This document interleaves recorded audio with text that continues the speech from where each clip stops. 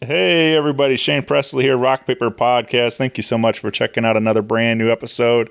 Today's features returning guest, Comedian Max Pryce.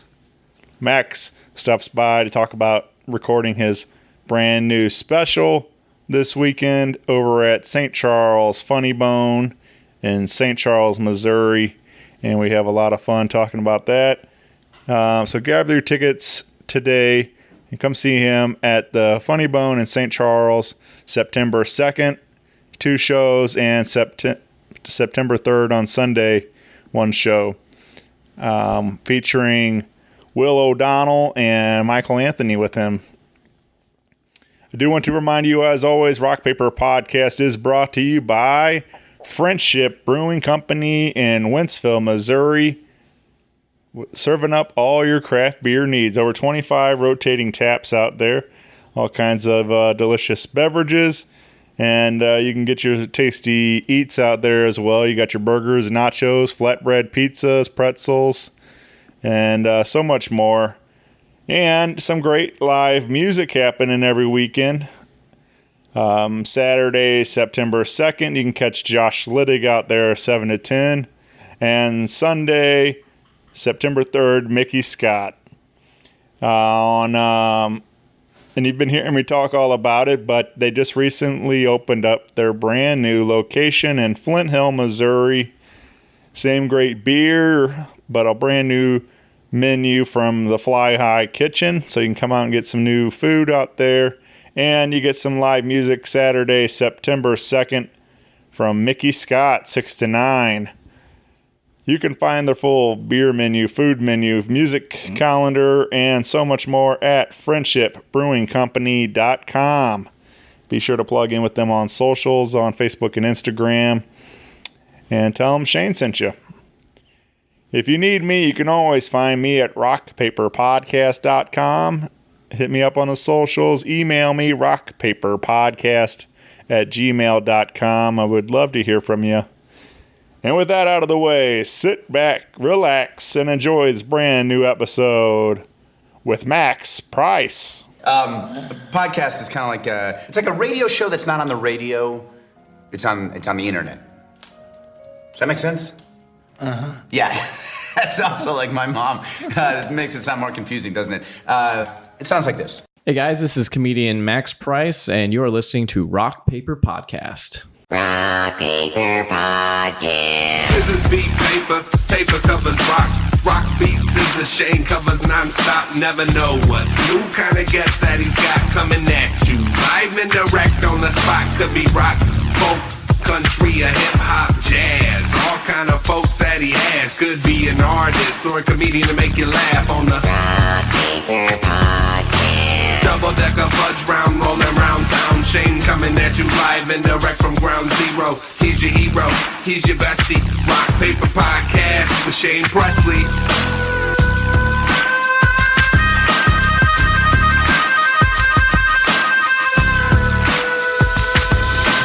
Rock Paper Podcast.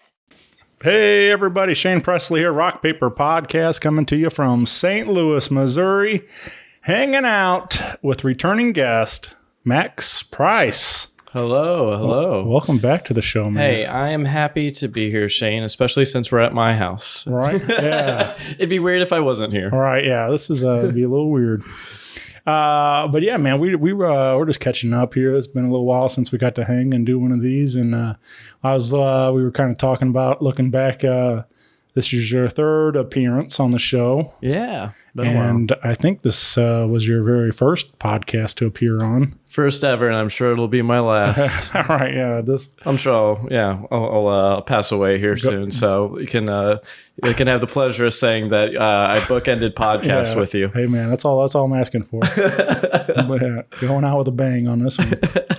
Definitely, let's do it. But yeah, man, and it's been, I think the last one we posted together was in 2018, so it's been a little while, and we got plenty to catch up on. Yeah, at Denny's. Yeah. What a wild time. Yeah, man. We should have just made that the theme. We should be at a Waffle House right now. Right. And then we just kind of taste test. That just becomes the podcast. We're just, trying out the different diners and whatever chain restaurants, what 24-hour chain restaurants.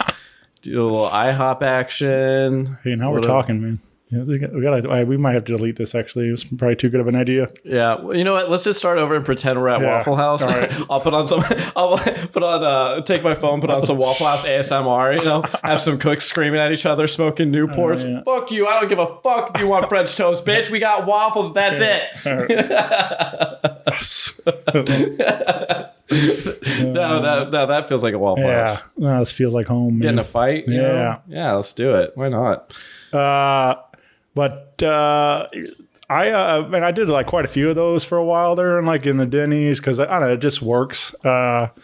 Especially with the gear I was using at the time, like it was very easy to set the mic on the table and just kind of sit around, and you got free refills and all kinds of stuff there to entertain. There was always like a good sightseeing, people watching and stuff, and all these. So there was always plenty of entertainment built into it, and then it was fun for having the comedians be able to riff, and so I did quite a few of those, and I haven't done one in a while, like in a public place. I've been trying to be a little bit more aware of the audio, recording. Yeah. And trying to make it's like it could depending on how it's set up, like it could be good background ambiance, but then I'm sure there's lots of distractions. Some kids like crying and sure, some ladies bitching about her omelet being too cold or something, We did one with I think me and Sarah Pearl sat over there,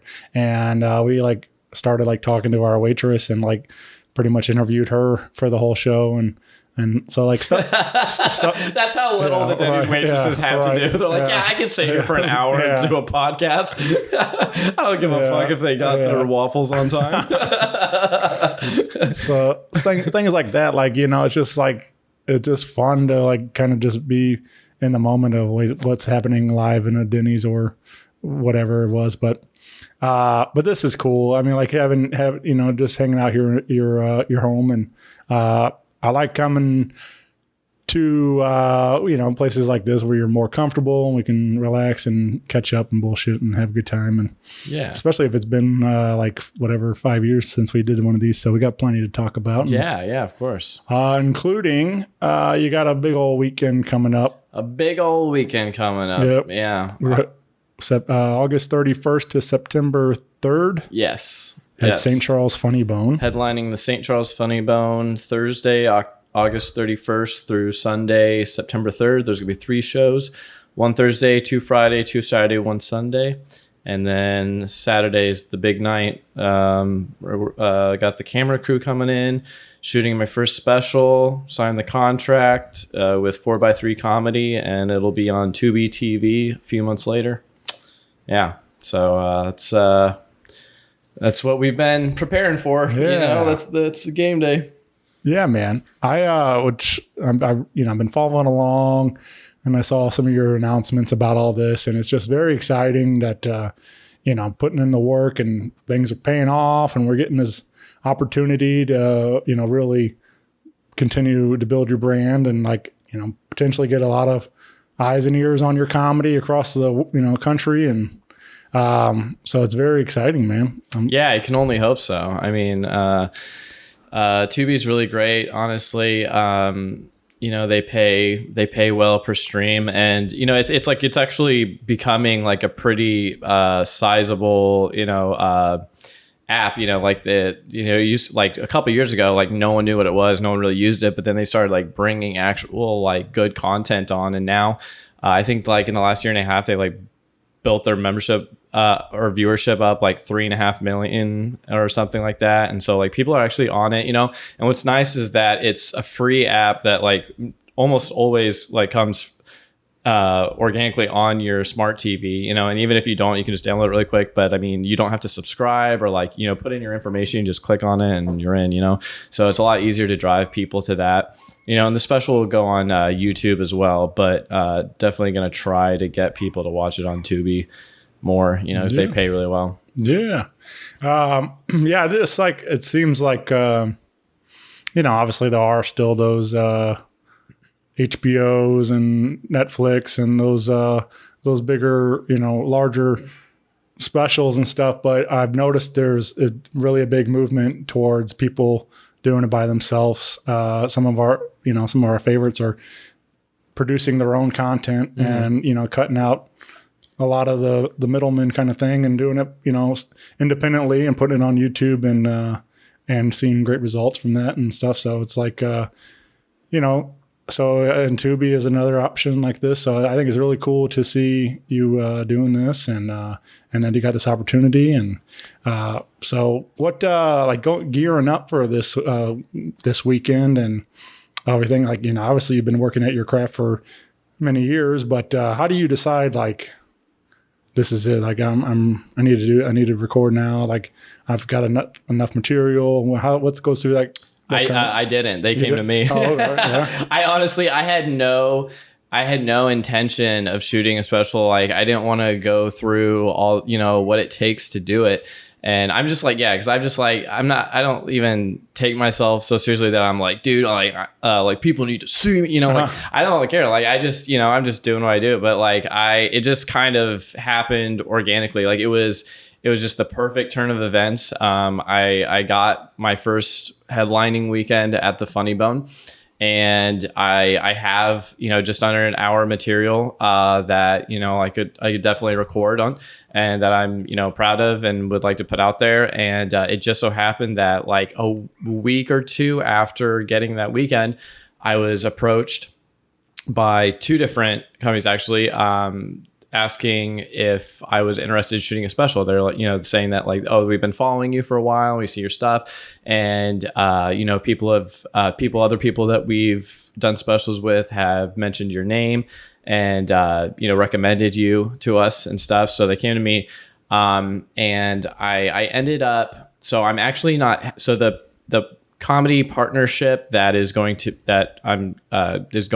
it on Tubi, you know, they're like their little partnership 4x3, they're actually just doing the distribution side of it. So I have a different production team doing the recording and editing. So they're going to come down, you know, I like their work and stuff. So they've got, you know, like they've got 4 cinema quality cameras to angle up, you know, and they've got really good audio equipment. And so they're going to shoot it and edit it. And then I signed a contract with 4x3 to put it on YouTube and on Tubi because they have a partnership with Tubi. So that's how it's going on Tubi. And then, but it's like, it worked out really well because the guys that are recording it are doing it for like a really reasonable price. And then 4x3 is like the contract there is also very reasonable on like how they split up online revenue and all of that stuff. So it worked out really well. It's 2 great people that I'm really happy to work with. And I'm glad I got to do something with both of them.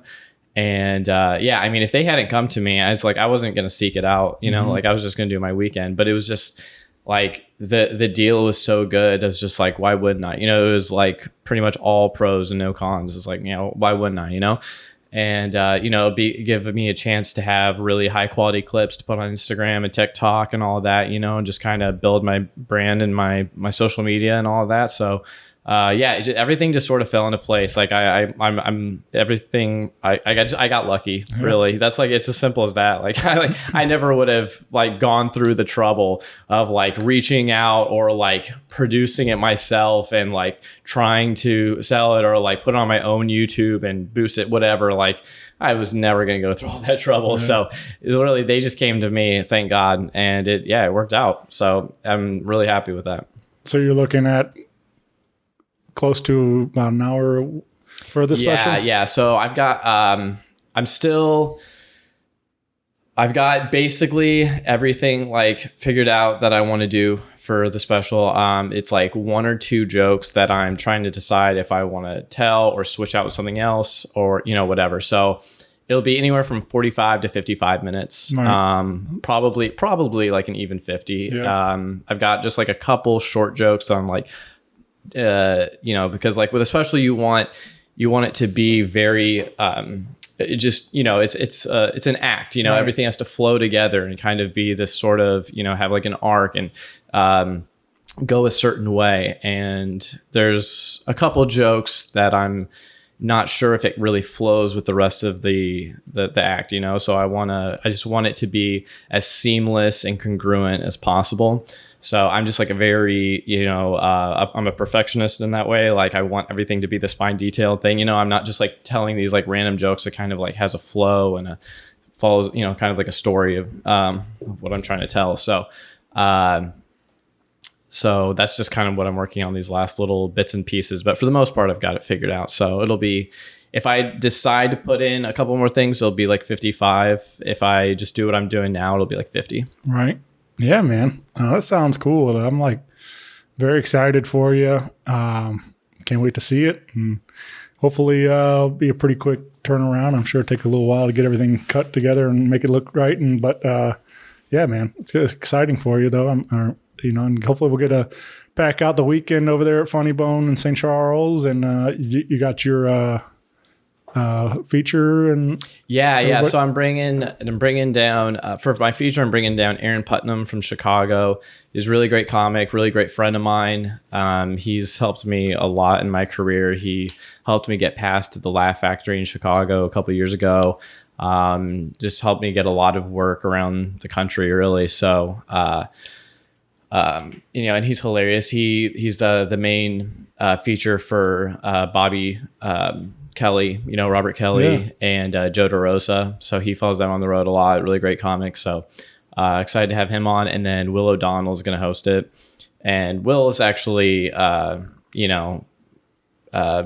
usually be, definitely be like a feature, like I would often ask him to feature. But for one, I wanted, one of my friends to host it, and Will's got a great energy and really good with, crowd management control and stuff. And it's gonna be a really great weekend. So I asked him if he would be, willing to host it, and he was. So it's gonna be really great lineup, really fun show. Really excited. Definitely. Pretty confident the 2 Saturday shows will sell out for sure, especially with that being the special taping. But Friday will be close, and then Thursday and Sunday we're still working on making sure those get like pretty well packed out. Yeah, man.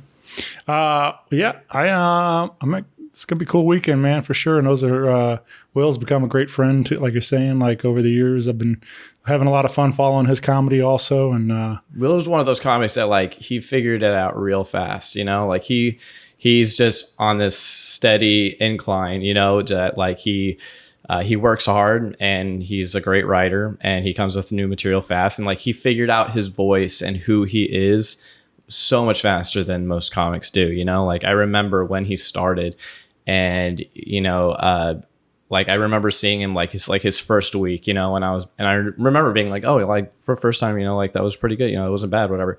And then I like didn't see him again for probably a couple months, and just like maybe like 3 months later, I was like, man, he's like in 3 months he's like gotten really comfortable and he's writing good jokes.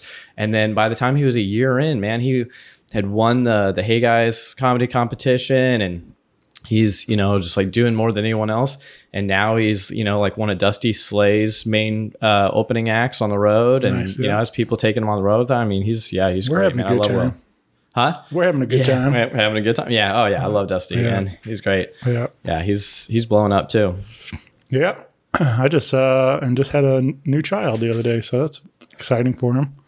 That's right. I forgot. I heard about that. Yeah. I know I've been listening to Nateland podcast, and they were like, he still hadn't decided on a name, and they're like always trying to come up with decide what to name the kid. I wonder what they decided on. Yeah. Did you see what they decided on? I don't remember. They were like, they're making so many jokes about so many different kinds of names and stuff. Because his daughter's Daisy. Is it Daisy? I don't know. I'm not sure how to. I think it's Daisy. Yeah. Because I think he was making a joke about Dukes of like if he just kept naming his kids after Dukes of Hazzard characters. Right. I think it's because it started with Daisy, and then joking about naming this kid Cooter. Cooter Slay. Yeah. Yeah. that's exciting for him. Yeah. Hey, I really enjoy. It's been a little while, but when Will and James were doing the QT versus Casey's, arguments and stuff, both of them like that's. Will and James, yeah, that was good. Yeah, and that's another comic who Will bonded with real quick, right. and started getting taken on the road. And I mean, James is awesome, man. I mean, everyone in the scene loves James. He's like one of those comics who, doesn't think that highly of himself. Like he's still like very down to earth and wants to give back to the younger comics and help them flourish and succeed and stuff. He's done showcases for at the Comedy Club of Kansas City, and he's brought us down to audition there. And he's always trying to help get us work. He's like helping me and Will try to get into the Looney Bin and other clubs, that he works stuff. So he's such a great guy, man. I love James. Yeah, and he's so funny, man. Seriously, just kills every time. Yeah, man. Well, you along with your own comedy, you've been doing a lot yourself to lift up other young comics, and you were doing that STL showcase for. Made a good run of that, organizing that for a couple of years, and I mean, I just stopped it last September. I had run it for 6 years, and I had another show that I ran for a couple of years at a brewery, at Alpha Brewery in South City. But my show at the Funny Bone was, it was my baby. It was bittersweet, because it just gotten to a point where I'm on the road a lot now, and I just don't have the time and the energy to put into it, that I used to. And, because it's like it got to a point, once I figured out how to produce, I was selling out or close to selling it out every month. Right. And to do that on a Wednesday using only local acts, I mean, the amount people do not realize how much time and energy and blood, sweat, and tears you have to put into that to make that happen every month. Yeah. I mean, it took up my whole life, and it just got to a point where, as much as I loved that show and I loved putting it together and seeing my regulars and all of that, it was like, I'm in this to be a comedian, not a producer. Yeah. And both shows were just taking so much time. And now that I'm on the road a lot, it's like I just don't have the time. Because when I am home, it's like I have things I have to take care of, like I have my son, and I, when I'm in town, I still work a day job, so it's like there's only so much I can give without completely throwing my comedy to the side, and it had gotten to that point. So I decided that, it just wasn't worth it anymore. And, but yeah, when it was, I mean, that was like, I like to think that my show was, I don't know if I would call it a milestone for other people, but it was definitely like a proving point, because like that was why my show became so popular, was because I only put on people that I knew would murder. It was just a triple feature showcase. It was me and 3 other people doing 20 to 25 minutes. And you had to be able to kill that whole time, or like I wasn't going to put you on, And so that's how my show got big, was because I had so many regulars, because even though they never knew the people that were on the show, they just trusted me. They knew that I only put on people that would kill, and they could trust that it was going to be a great time. Yeah. And so I built up that reputation, and I only put on people who killed. So like, if you were on my show, like you knew you were a killer, and so I liked, I had so many regulars, and so like, there's lots of my regulars became fans of other comics in the scene, and, and I think that's kind of what, a scene needs to be, is, sharing each other's sharing each other's stuff, promoting each other. And, if we all share each other's fan base, we can all, help each other. Build each other up, Yeah, it's great networking for sure. I, very similar position. I was before, COVID shut it down and everything.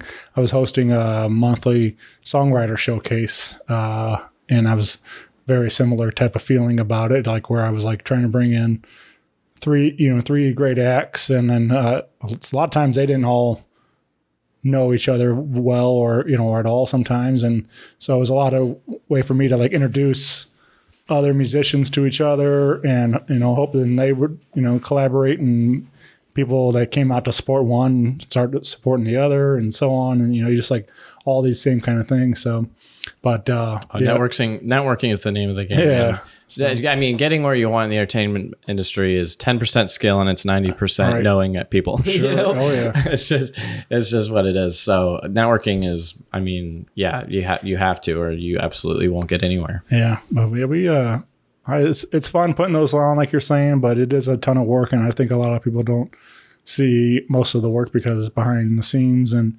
it's rewarding in a lot of ways, but also just taxing on you to Yeah, and just St. Louis just doesn't have a lot of like high traffic areas. It's a lot of destination locations. So I mean, you can't rely on like walk-ins or just like there's like no such thing as barking in this town. You can't just like stand on the street and as people pass by, like maybe a little bit on like Del Mar, but like in the Loop, that's like the best you're gonna get. But even that's nothing like crazy or anything, So you really have to know how to reach people ahead of time and convince them that this is worth traveling to. Mm-hmm. And especially somewhere like Westport, like people don't just go to, I mean, maybe to go to the social, but if they're there, it's because they want to be at the social, so you got to find ways to make people want to go. There's not just like a random like,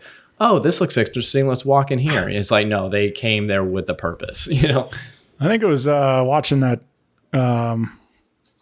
Pete Holmes Crashing, yeah. It was, where he was talking about that, trying to get into a club and had to go out there and hand out flyers, barking, like you're saying. I learned a lot of that stuff. Like, I think that show did a good job of depicting that kind of what it's like for a young comic trying to.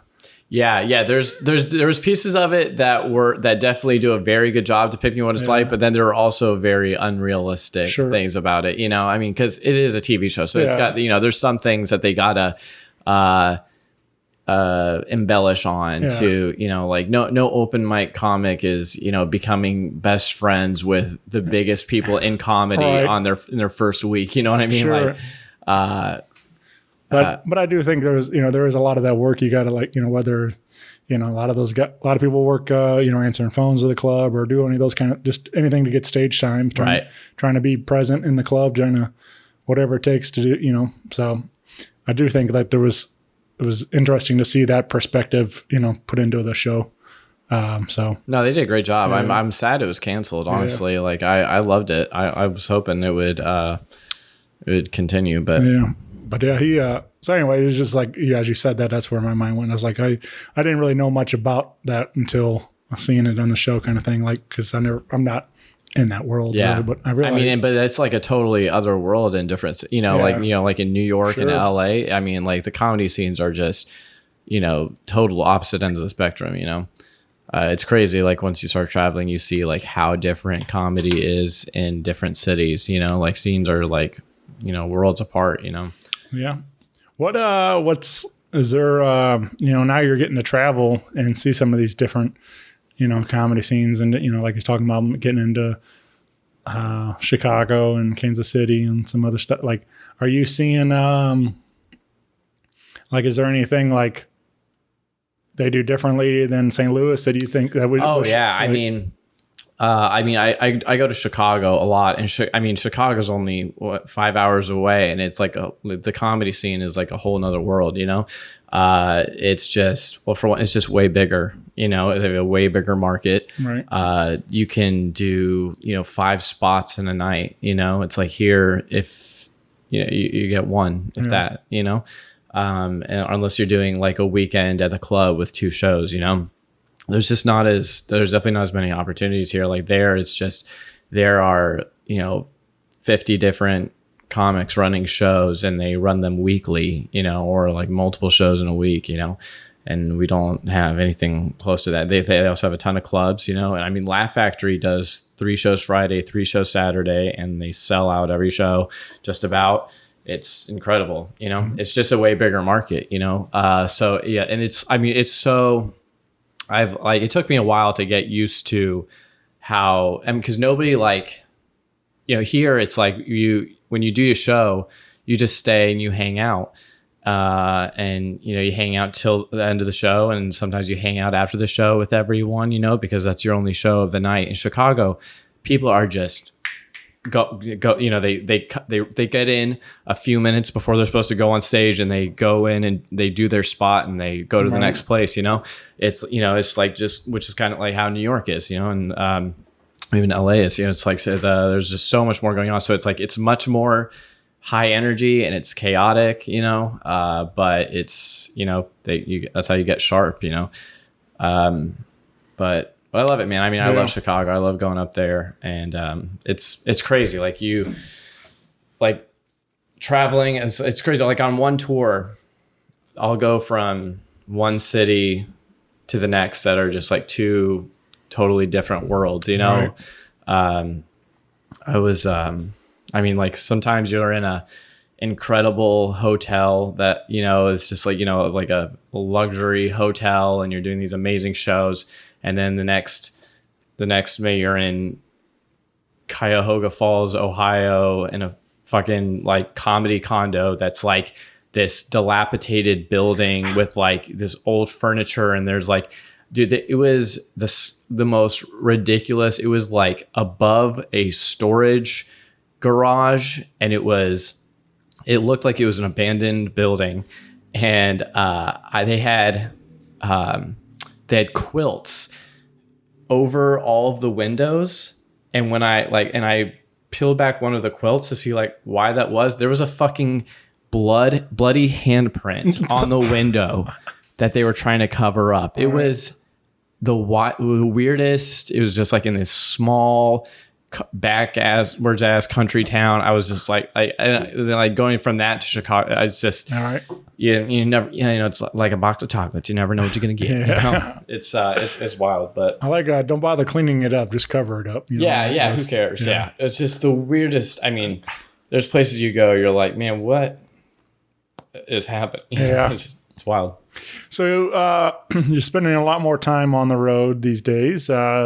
What's like your go-to road snack if you getting ready to hit the road? Like, man, that's the hardest part of comedy, is trying to eat healthy, dude. I mean, and I try to, I'm very health conscious, and I'm very active. I try to keep that's the one thing that I hate about the road, is how hard it is to, work out and eat clean, because like I'm very conscious about that at home, but like if I'm lucky enough to like, be staying in one city for, the entire time, or like for several nights in a row, I'll meal prep, and I'll bring, if I'm driving, I have to be driving too, obviously, but like if I'm driving, I'll I've got my big igloo cooler and stuff, and I'll shove that full of food, and then wherever I'm going, I'll just stock up the fridge, and eat from that.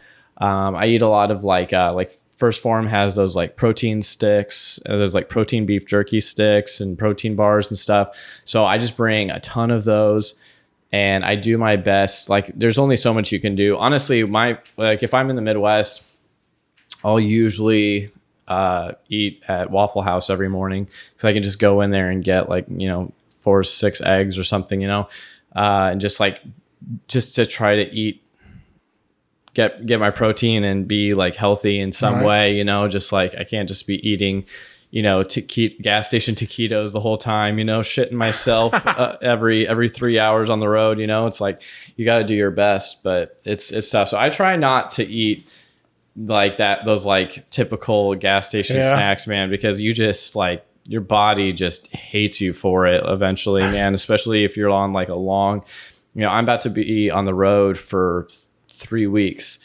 and I'm basically going like city. I'm not spending much time in one city the entire time, so it's like you gotta figure out ways to make it work, because if you're just like eating like crap for 3 weeks, man, like is just, it makes me miserable.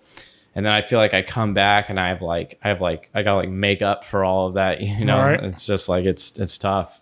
I've been trying to get right a little bit, you know, trying to be a little more aware of what I'm doing. I'm like in meal prepping and trying to stay out of the drive-through, and you know, I think it's a lot of work, but you know, obviously you got to put in the work if you're going to see results. But yeah, I think the meal prepping has definitely helped with that a lot. And I've had friends, I've heard like that kind of thing on a run. They'll like they had like a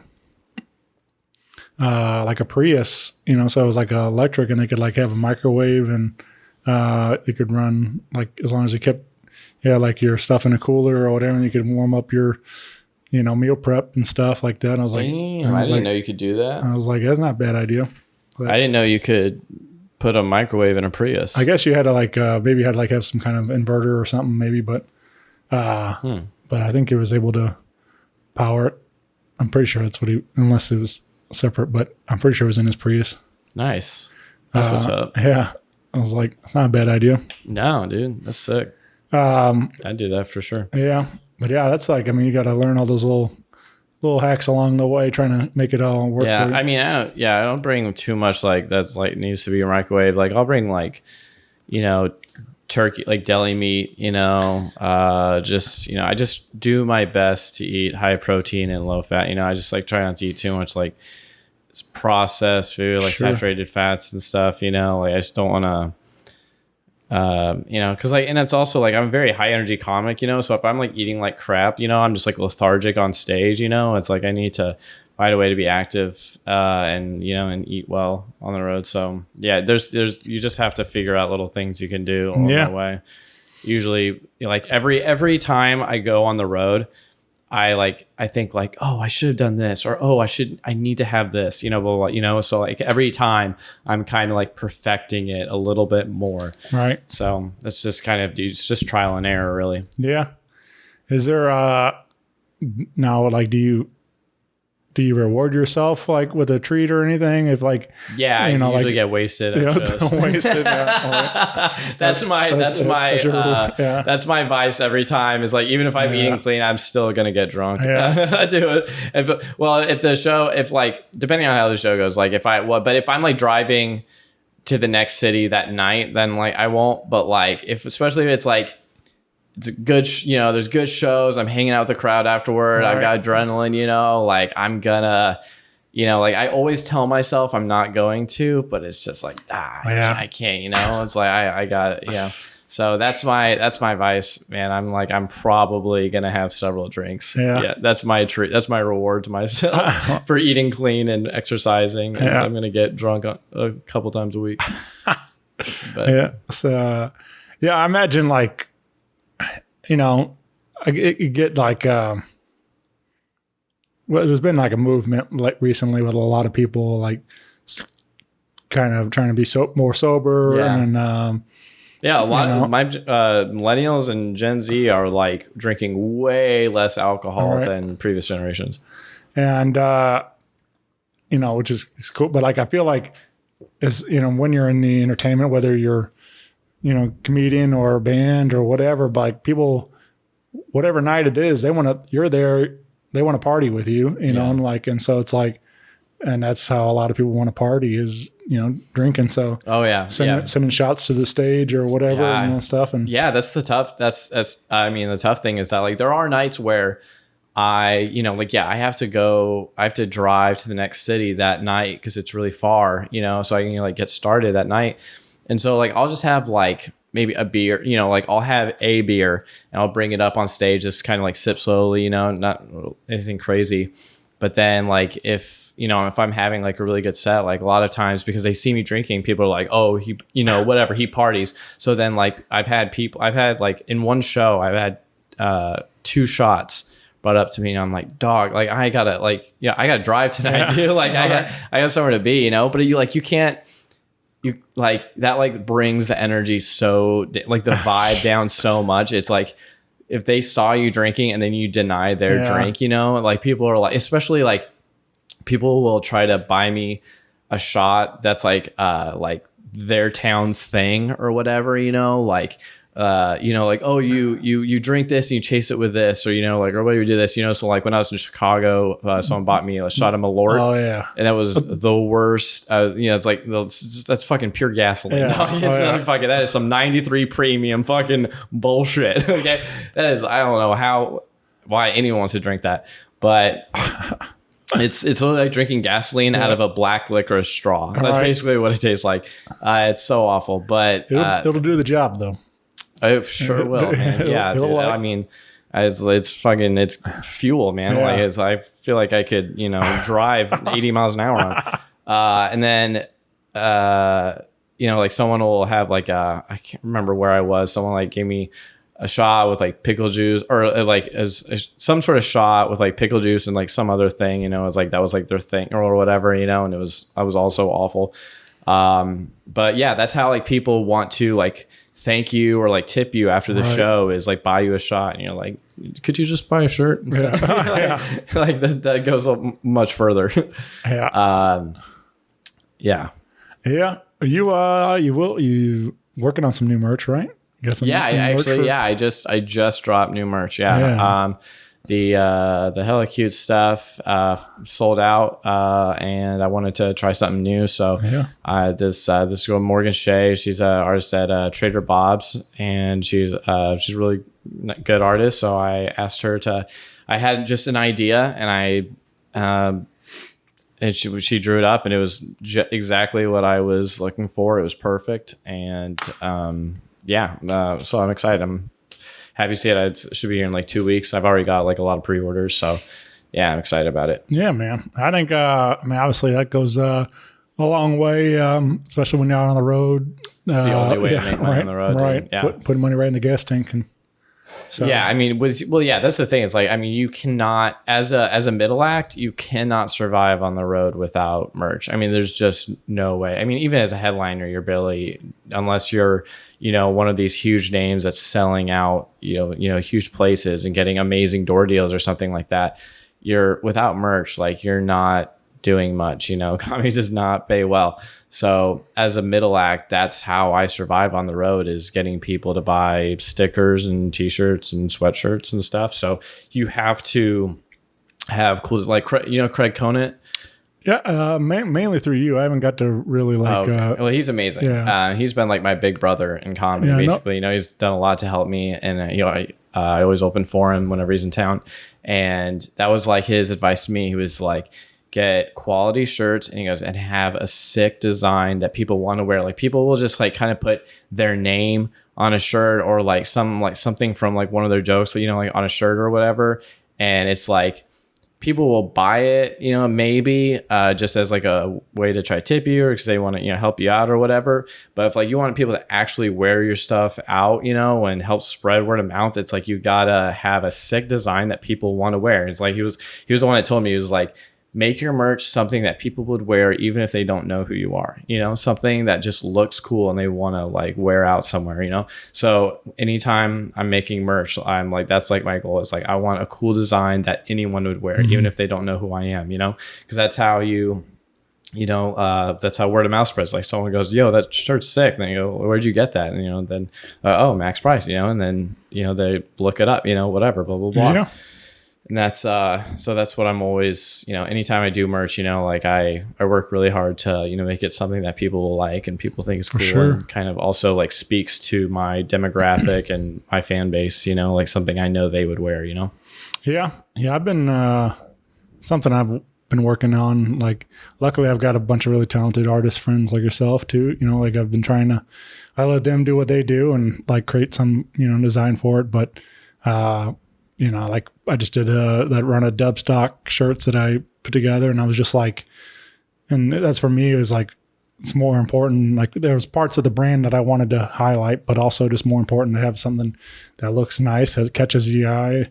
And, so I was really happy with how those turned out. But also having a premium quality shirt that people are going to, comfortable, that people want to wear, not just like, plain boxy tees and stuff like that, trying to offer something different, so, it's it's kind of fun when you get into that, but it is like, again, it's like, well, sometimes you want to splurge to get the higher quality, but then you got to charge more, and you don't want to charge it out of your price, range. People only want to spend $20 on a shirt or whatever. It's like, kind of thing. So yeah, I usually do. I mean, like, I think I feel like the best middle ground for me has been charging 20 for t-shirts and 40 for sweatshirts, because something about that, just like something that's a crisp, easy, like clean bill, so people can just pull out a 20, give it to you. It's like, once you go up that, then people are like, oh shit, like, can you like, if you have to, like, they have to like break change or whatever, like anything that like gives them a reason to like not, it's like any extra step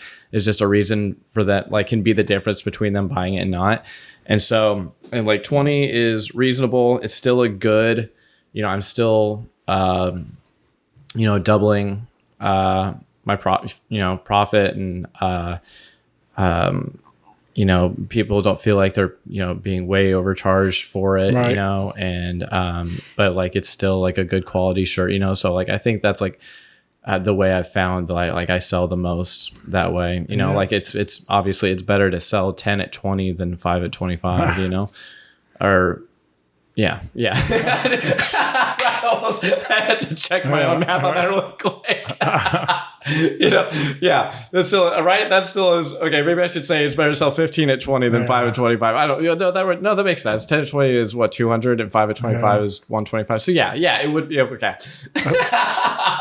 So you're like, that would be really stupid if I like that made no sense at all.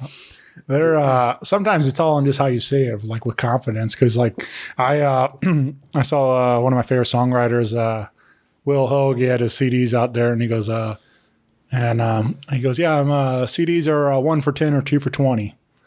And it's just like, and people are like, "Whoa, man, I'm getting a deal," right? Kind of yeah. It's like, yeah, no shit, right? So anyway, it's just like somehow if you can just market it, that way, whatever, some kind of. I smile. I'm like, man, what a deal, I'm like, but just stuff like that, like just say it with confidence. People are like, okay, go along with it. So, yeah. Yeah, man. So so come on out to a show, see Max live. We got the big weekend, August 31st, through September 3rd, with the big special taping on Saturday night, with Will Hogue, or not Will, Will O'Donnell. Will O'Donnell hosting. Will Hogue was the other story. And what was Aaron? Aaron Putnam from Chicago. Yeah. It's going to be a great show. Yeah, 7 and 9:30 on Saturday. And both Saturday shows are going to be the special taping. So if you come to one of those, you get there early. You get the front couple rows. You might see yourself on television. So yeah, see yourself on Tubi. So come out and make history. Yeah, man. I'm very excited, man. It's gonna be cool. Have you thought about like details as far as like your like walk up music or anything like? I'm not gonna do any walk up music. It's like, well, so basically what I'm gonna do is that it's the special is just going to start with me on stage, and I found that's like in this era of media, it's like you have to just get to the fucking point, like I'm not like Louis C.K. or I'm still at a point where it's like I need to make an impression immediately. It's like other comics, like may have like an intro or whatever, but that's like, done away with now too. It's like comics will just start their special with them on stage telling a joke, or sometimes it starts with like the laugh from the last joke, and then they're already going into the next joke. You're like, fuck, I missed a joke. Like, what the hell, So anything like that, like I'll probably get like some stuff like taped or whatever of like, people outside or like in line, or like me, what, like any like kind of the like behind the scenes stuff where I'm like kind of sitting behind the curtain or whatever, like all that kind of stuff.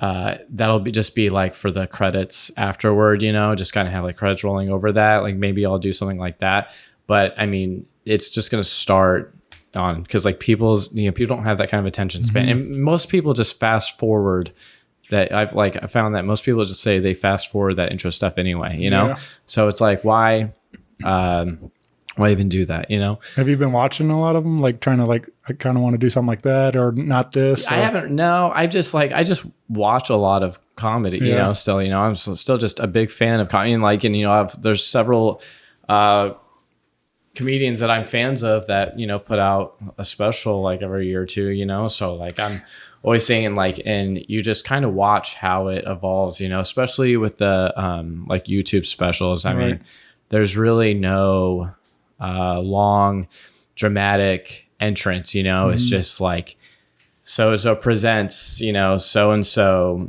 the title, and then it fades away and they're already on stage telling the jokes, you know. It's just which is, you know, what you need. Like you gotta make an impression right away, you know. So I'm just gonna do that. So I'm not too worried about that. The only thing I worry about is I still don't know what I'm gonna call it, you know. I've had a couple ideas, but I've like searched it and it's already the name of someone else's special. So I'm like, shit. So I'm still trying to figure that out. I'm not really that worried about what I'm going to call it, but I just still haven't decided. I haven't even given it that much thought, but I'm just worried about putting out, you know, a good solid special, you know, just like making sure my material is polished and clean and, you know, I mean, not clean. It's like, you know, I'm not a clean comic. You know what I mean? The everything is smooth and ready to go. You know, I just want to put out a perfect hour that's like just front to back, something I'm proud of. You know, so that's all I'm really worried about right now, and that's what I'm working toward. Yeah. There's been, I don't know if it's because of the pandemic or what, but like it seemed like there was a run here in the spring, like where there was a lot of people dropping specials on, like it was like every week or whatever. I was watching a new special, and like I watched like Ryan Sickler and Big J Okerson and Kyle Kinane and a lot, like all of them, like, you know, within a week or two of each other and stuff. All these like, and I feel like I said, I think a lot of it probably had to do with the guys weren't putting out stuff that they couldn't really tour and support. So I feel like this is a big year for them to get out and make up for, you know, past years and stuff. So yeah, I think they're just happening more quickly with how many comics are just able to just put their own stuff on YouTube. They're not like waiting, you know, like, because when they have it done, they're not like optioning it to like all these other you know, places waiting for someone to buy it or pick it up. You know, they can just put it right out themselves. You know, sometimes like that's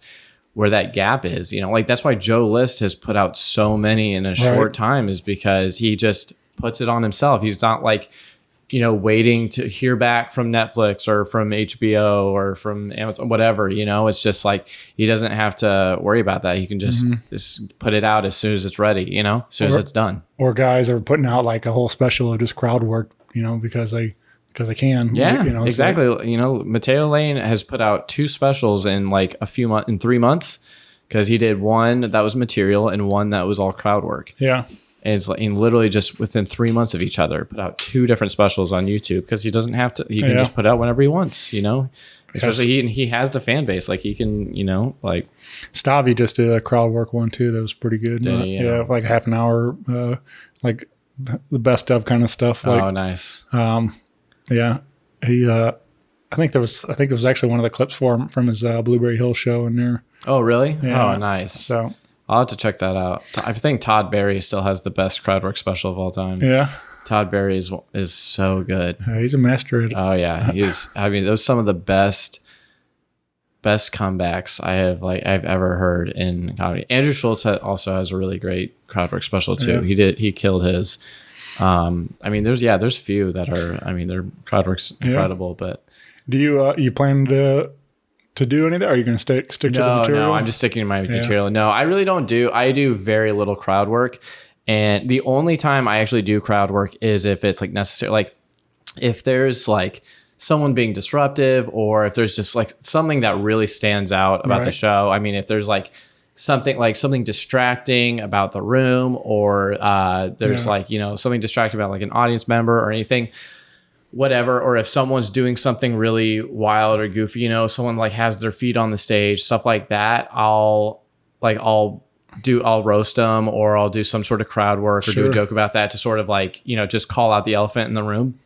But, and people ask me all the time, they're like, why don't you do crowd work? It's like, well, I am a long format storyteller.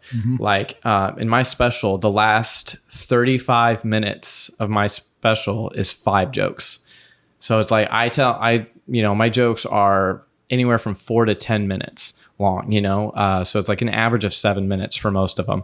I start out with a few short jokes just to sort of like, boom, boom, boom, get the crowd, like to trust me, like that I'm funny, so that they'll go with me on these journeys.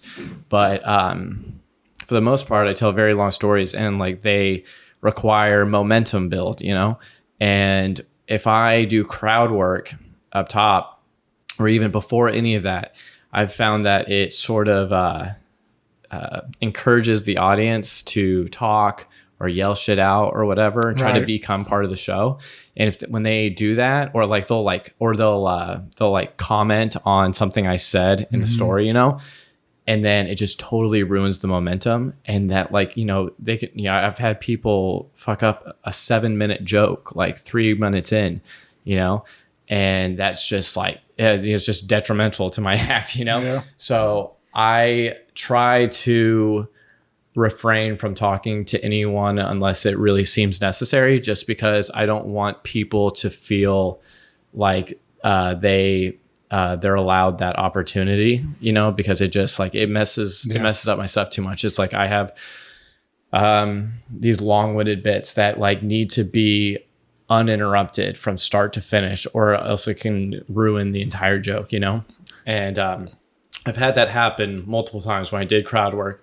And then, I'm like, in the buildup of a story and someone shouts something out, and then that completely ruins the momentum for the punchline that I was just about to give. And then because I'll have like a bunch of tags after that.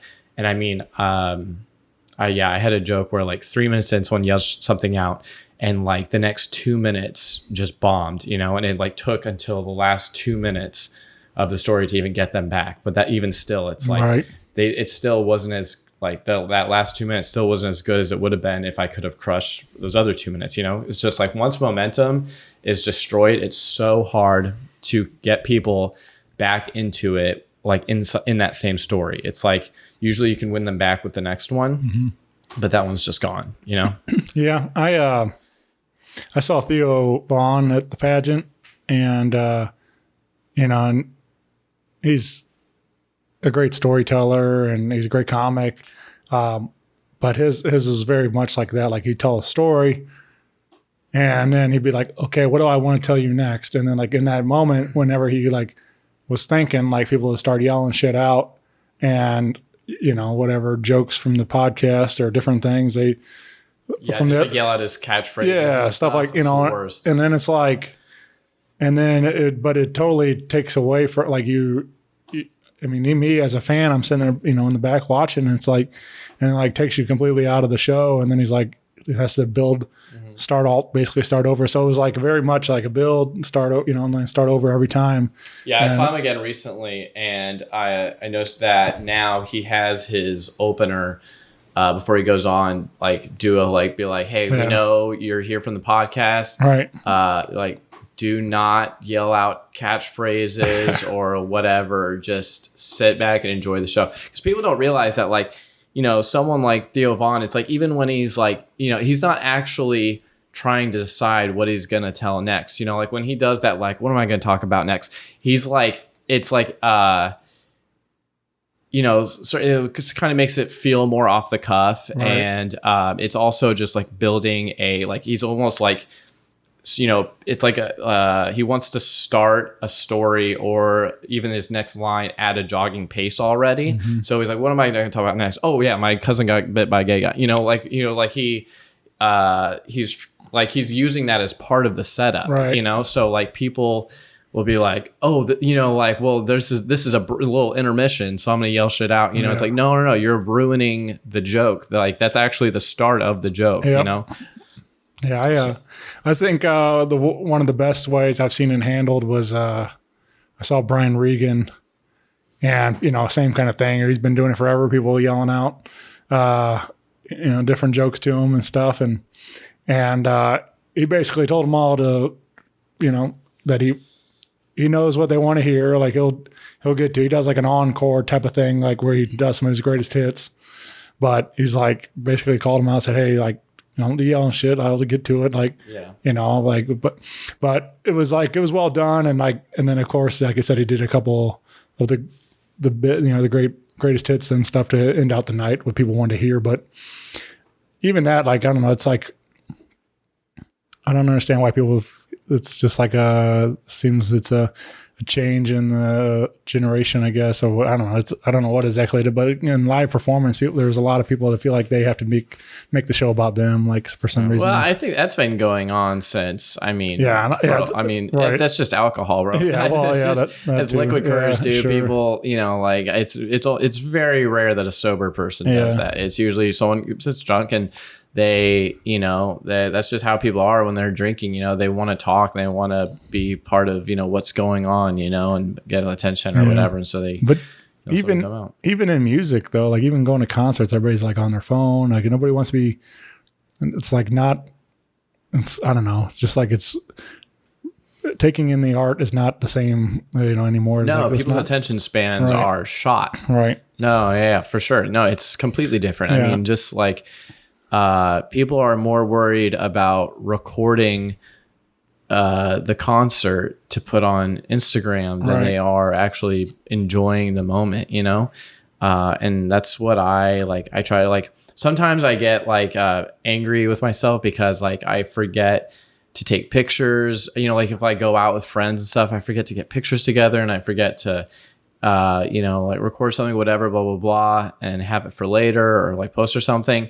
But in the same time, like I'm like kind of glad that I'm, the exact opposite of that. Like that I am like, I'm not thinking about my phone. I'm just like in the moment enjoying it, like I will very, very rarely pull out if it's like, especially if it's a show where I'm like going to see someone that one of my favorite bands I've been dying to see for a long time. Like at the very most, if I even think about it, I'll get like a 10-second thing like for my story. But I mean, like people will sit there and record like the entire show. It's like, you're not going to go back and listen to it. And even if you do, it sounds horrible. Right. It's like, what are you doing? Like, there's no point. It's like just, so I'll get like 5 seconds and then I'm done, but like, I saw Rob Zombie once, and he like said something. He's like telling people to put their phones down. He's that like, is so fun. I was literally telling this story to my boss 2 days. Was that at Riot Fest in Chicago? No, this was in St. Louis. Okay, he probably just does that all the time. But he was saying like, there's plenty of shitty videos on YouTube of this show, and like, I don't know, and telling people like, saying somebody knew what it sounds like when people are clapping with one hand because they're holding up their phone and stuff. And, yeah, no, seriously, when I that's so funny. I literally was just talking about this to my boss today. Yeah. Is that like, I even said, I've never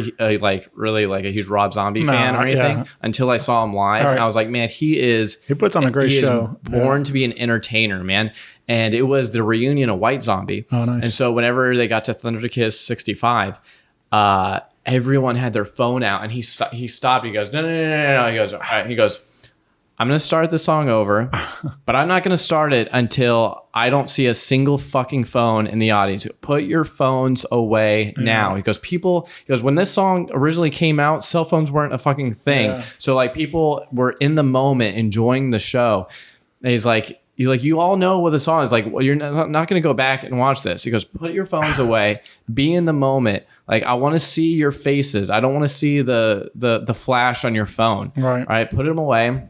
Enjoy it. And he did that. And like people clearly were enjoying the show so much more because of that. People were dancing. They had both their hands ready and they're just like enjoying the music. And it was great. And I was really glad that he did that because like it like changed the energy of the whole show, you know, like, and it was great, man. I'm glad he did that. Like, people have to do that. And that's the thing about like comedy is it's such a fragile environment and you need 100% of people's attention. You know, it's like, you know, music, you definitely need like attention, but like also, you know, you can, you know, you can go up and grab a drink at the bar, or you can like even sometimes be like doing something or talking to someone or like figuring something out and be like, you can enjoy the music. It's like comedy. It has to be totally silent. It needs to be a dark room. People need to be sitting down, and they need to, you have to have 100% of their attention, because if you miss sometimes a single word or like a sentence, you won't get the joke, So it's like there's so many things that you have to factor in and put into place whenever you're doing a comedy show. Sure. It's crazy. And people's attention spans are so bad nowadays. Like you gotta really reel them in quick, and you gotta it takes a lot of work to keep people's attention, like all the time I see that how I feel like I constantly have to work harder and harder to keep people like focused on the joke, especially doing long format stuff, it's a lot. It takes a lot for people to trust you enough to give you to go on certain journeys with you, and like take you through a whole story, so you got to like really find ways to keep people, you have to be entertaining throughout the entire time. You can't just like have, even if you have a killer punchline or some great tags, it's like even the buildup still has, even if it's not really funny, you still have to be interesting. Like that's something Ali Sadiq, who's like one of the greatest storytellers ever, said, that he goes, with storytelling, you don't 100% of it doesn't have to be funny, but 100% of it has to be interesting, because like they're not ever going to hear the funny part if they're not interested in the build up, the story, whatever. So that's just kind of what I'm always like when I'm writing. Like I try to keep the filler to a bare minimum, and even when I'm building the story, I try to keep it funny, or at least very entertaining, like interesting, to where that will keep people's attention. Yeah. I just heard him on the Honeydew with Ryan Sickler, and he's got a pretty wild life story, man. And opened up about a lot of it on there, and tons of great stories, like you're saying. So it was interesting to hear him for sure. Yeah, Domino Effect is such an incredible.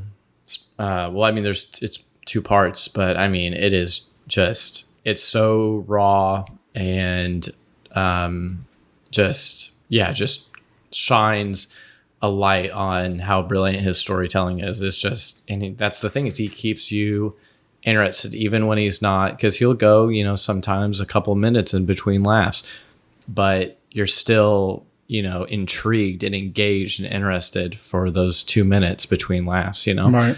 It's amazing. Yeah, man. Well, yeah, man. I'm very excited to see what's next for you. I mean, I'm hoping this special open many doors for you and Appreciate it, man. Get you out there touring and more full time and getting to chase the dream, man. Yeah, come out, people. August 31st to September 3rd, St. Charles Funny Bone. If you can't make it out, watch it on Tubi later and just put it on repeat. So I get 30 cents every time. I get 30 cents a stream. So on Tubi. So if you don't come to the show, just if you really want to support a local guy, just whenever it comes out, just put your TV on mute and just put my set on repeat and keep giving me 30 cents. Yeah, your dogs are gonna love it. You just leave it on TV on for the dog. Yeah, just put barking ASMR over it, and let them go crazy. All right. Yeah, so you can find more Max Pryce on Instagram and TikTok at Max Pryce Comedy 666. Yes, sir. And you're doing a great job of putting clips up pretty regularly, and so people can see some of the action. What you've been. It seems like that's it seems like a lot of those guys have found that's the key to getting. Yeah, they got to constantly hit them with fresh clips all the time. That's honestly my favorite. The thing I'm most excited for about this is not even putting it on Tubi, is just having a ton of really high quality clips to put out, and because and so much of the material that I'm doing is not on the internet, I probably have 2, maybe 3 clips on my page of stuff that's actually going to be in the special. and everything else is like stuff that I don't tell anymore, you know? So I'm really excited to have like really high quality clips of like all my new stuff and that I can just pump out and hopefully make some shit go viral. Yeah. We're already getting, I mean, some of the stuff, you're getting a lot of attention on them, which is how you got Tubi's attention. Yeah. You know, so it's cool to see that already building a nice following online, and hopefully we can just continue to slowly but surely. put a little more gas on that fire. Yeah, definitely. Hopefully. But yeah, dude, I'm really I'm very happy for you, excited, and I say we do this again soon, bud. Oh yeah. Hopefully we'll not another 5 years for the next one. Yeah. Let's not wait half a decade next time. right. Yeah. Definitely, man. Well, thanks, Max, and you, man. I'll see you soon, buddy. All right. Bye, everyone.